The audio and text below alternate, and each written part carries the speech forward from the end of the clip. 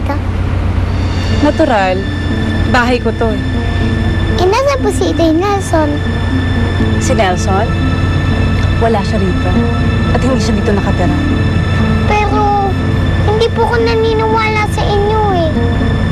Kasi nakita ko po siya kanina, pumasok po siya dyan. Wala dito si Nelson. At kahit nandito siya, hindi ko siya papakita sa'yo. Kaya, umalis ka na. Sige na, umalis ka na. Itay Nelson! Ano ka ba? Huwag ka nga makulit. Sinabi ko na sa'yo, di ba? Umalis ka na! Umalis ka na!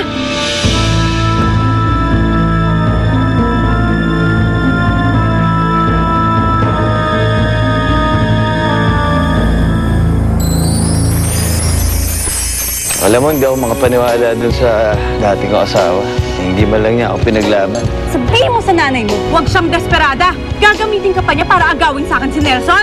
Hindi po mga agaw ang inilimit ko kasi asawa niya po si Itay Nelson. Kayo nga po nangagaw eh. May gusto sana akong sabihin eh. Naisip ko kung nandun pa rin ang asawa mo, wala namang pupuntahan yung relasyon natin. Ano ba ibig sabihin ko? I want you to file for an annulment. Kasalanan ko naman lahat to eh. Kaya tayo nagkaganito. Sana maging masaya ka sa bagong mong buhay. Kasi pinapalaya na kita.